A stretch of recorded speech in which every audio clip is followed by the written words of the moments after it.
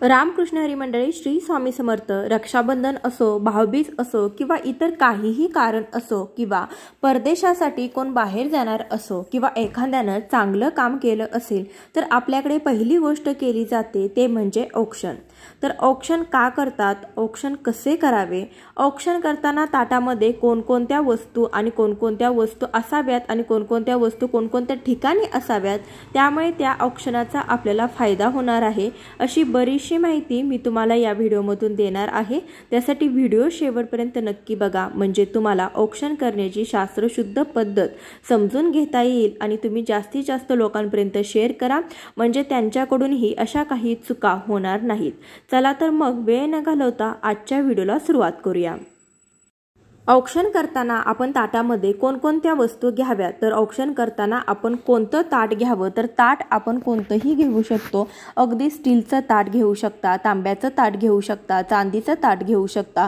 तुमच्या जवळचं कोणतंही ताट तुमच्याजवळ असेल ते तुम्ही औक्षण करण्यासाठी घेऊ शकता. तर औक्षण करत असताना आपल्याला सर्वात महत्त्वाचा घ्यायचा असतो तो म्हणजे दिवा. तर दिवा आपल्याला पहिल्यांदा घ्यायचा आहे. तर दिव्यामध्ये आपल्याला 2 वाती घालायच्या आहेत. 2 वाती एकत्र करून त्याची जोडवात आपल्याला दिव्यामध्ये घालायची आहे. औक्षण करताना निरांजनामध्ये हे शक्यतो तेल असावं, तूप असू नये. तूप घातलं तर आपण फुलवात लावतो आणि फुलवातच लावली जाते, पण फुलवातीने हे देवांचं औक्षण केलं जातं, देवांना ओवाळलं जातं. तर आपण जेव्हा माणसांना ओवाळतो तेव्हा त्यामध्ये तेल असावं आणि तेलामध्ये जोडवात असावी. तर हे देखील आपण लक्षात ठेवायचं आहे आणि त्याप्रमाणे असाच आपण दिवा बनवून घ्यायचा आहे. निरांजन कुठे असावं, तर निरांजन तपकाच्या मध्यभागी आपण निरांजनाला जागा द्यायची आहे. तर दिव्याचा अर्थ काय, तर प्रकाश, लक्ष्मी. तर याचा अर्थ म्हणजे त्या व्यक्तीच्या आयुष्यातील अंधकार नाहीसा होऊन प्रकाश आणि समृद्धी यावी यासाठी निरांजनाने ओवाळलं जातं.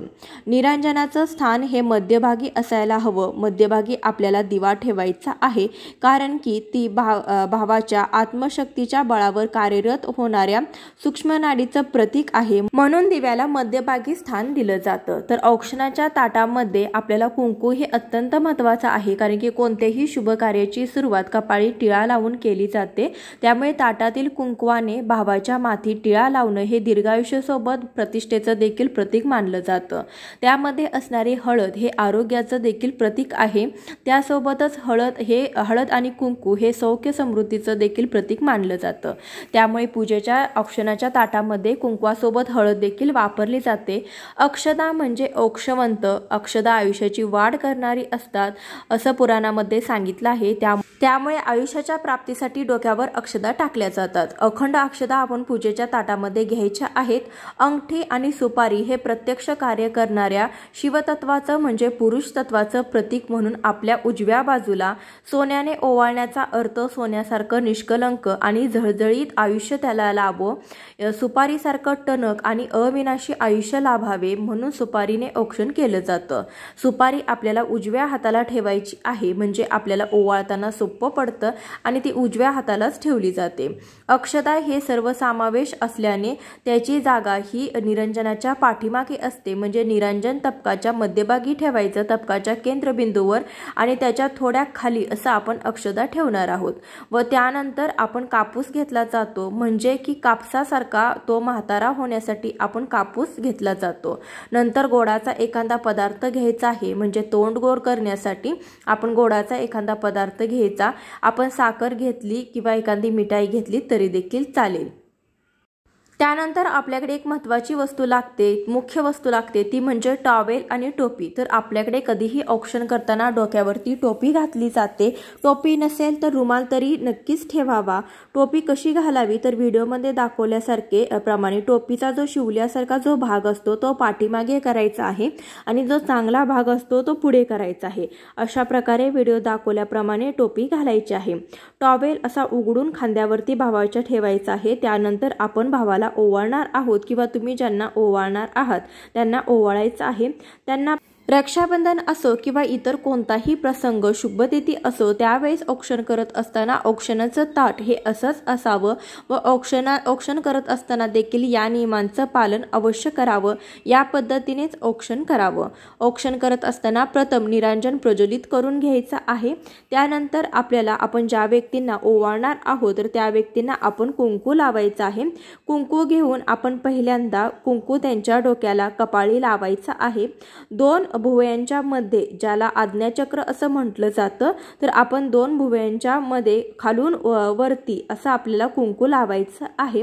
निरांजन प्रज्वलित करून घेतलेलं आहे। आपण ताट उचलून हातात घ्यायचंय। ताट उचलून हातात घेतल्यानंतर ते मध्ये खाली ठेवायचं नाही। पूर्ण ओवाळणी झाल्यानंतर आपण ते खाली ठेवायचं आहे। पहिल्यांदा निरांजन प्रज्वलित करून घेतल्यानंतर कुंकू घ्यायचं आहे। कुंकू दोन भुवयांच्या मधून आपण खालून वरती असं लावायचं आहे। त्यानंतर त्याच्यावरती थोडेशा अक्षता चिटकवायच्या आहेत। भरपूर अशा अक्षता चिटकवायची गरज नाही। 3-4 दाणे असले तरी देखील भरपूर होतात। आपण 2 ते 3 अक्षता चिटकवायच्या आहेत आणि त्यानंतर थोड्या अक्षता आपण त्यांच्या डोक्यावरती टाकणार आहोत। तुम्ही जर मुलींना औक्षण करत असाल तर हळदी कुंकू लावायचं आहे।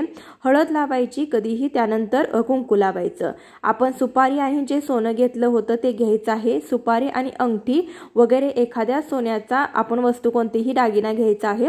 एक सुपारी घ्यायची आहे। पहिल्यांदा कपाळी लावायचे। कपाळी लावल्यानंतर आपण डाव्या खांद्यापासून उजव्या खांद्यापर्यंत असं चेहऱ्यावरून ओवाळून घ्यायचं। त्यानंतर तपकाला स्पर्श करायचा। त्यानंतर उलट्या दिशेने फिरवायचं, उजवीकडून डावीकडे, त्यानंतर डावीकडून उजवीकडे असे 3दा फिरवले जाते। मध्ये तपकाला स्पर्श करायचा आहे। ते एकदा फिरवल्यानंतर आपण तपकामध्ये अंगठी आणि सुपारी जागच्या जागी ठेवणार आहोत। त्यानंतर जो कापूस आहे तो कापूस चेहऱ्यावरती फिरवायचा आहे, कपाळाला लावून घ्यायचा आहे आणि त्यानंतर तो जो कापूस आहे तर तो त्या व्यक्तीच्या डोक्यावरती ठेवायचा आहे। म्हणजे आपला भाऊ किंवा आपण ज्याला औक्षण करणार आहोत तो कापसासारखा म्हातारा होऊ देत, म्हणजे त्याला आयुष्य हे भरपूर असू देत, अगदी त्याचे केस पांढरे होईपर्यंत त्याला आयुष्य मिळू दे। कापूस हा डोक्यावरती ठेवला जातो आणि त्यानंतर आपण औक्षण करायचे। औक्षण करत असताना प्राप्त झालेल्या लहरी आरती करणाऱ्या व्यक्तीच्या शरीराभोवती फिरणारं संरक्षण कवच तयार करतात, म्हणून आपल्याकडे औक्षण केलं जातं। मिठाई जी आहे तर ती मिठाई आपण त्यांना चारायचं आहे, तोंड गोड करायचं आहे, 3 वेळा ओवाळून घ्यायचं आहे। भरपूर जास्त वेळा वगैरे ओवाळून घ्यायची गरज नाही, फक्त 3 वेळा ओवाळून घेतलं तरी देखील चालेल। त्यानंतर दुसऱ्या एखाद्या व्यक्तीला आपण जवळपास सवासणी वगैरे इतर कारणासाठी ओवाळताना ओवाळत असेल तर सगळ्यांना ओवाळायला लावायचं आहे। तोपर्यंत ताट खाली ठेवायचं नाही। त्यानंतर आपण ताट खाली ठेवणार आहोत। जेव्हा आपण ताट औक्षणाचं खाली ठेवतो तेव्हा ते असंच खाली न ठेवता त्याच्या खाली थोड्याशा अक्षता ठेवायच्या आहेत आणि त्यावरतीच आपण औक्षणाचं ताट ठेवायचं आहे। भावाला ओवाळत असाल तर भावाला 3 वेळा ओवाळून झाल्यानंतर औक्षणाचं ताट खाली ठेवायचं आणि त्यानंतर राखी बांधायची आहे। खाली थोडेसे अक्षता ठेवायच्या आणि त्यावरती औक्षणाचं ताट ठेवायचं। आपण जी राखी आणलेली असते ती राखी आपण भावाला बांधायची आहे। कोणत्याही कारणास्तव औक्षण करताना तुम्ही या पद्धतीने औक्षण करू शकता। तर रक्षाबंधनाबद्दलचा संपूर्ण व्हिडिओ चॅनलवरती अपलोड झालेला आहे। यावर्षी रक्षाबंधन नक्की कधी साजरं करावं, 19 की 20 तारखेला यावर्षीचं रक्षाबंधन करत असताना त्यावरती भद्राची सावली आहे, तर भद्रा काळात राखी का बांधू नये, भद्रा काळ नक्की किती तास आहे, रक्षाबंधनाचा शुभमुहूर्त कोणता, अशी सविस्तर माहिती देणारा व्हिडिओ चॅनलवरती आहे, अवश्य बघा।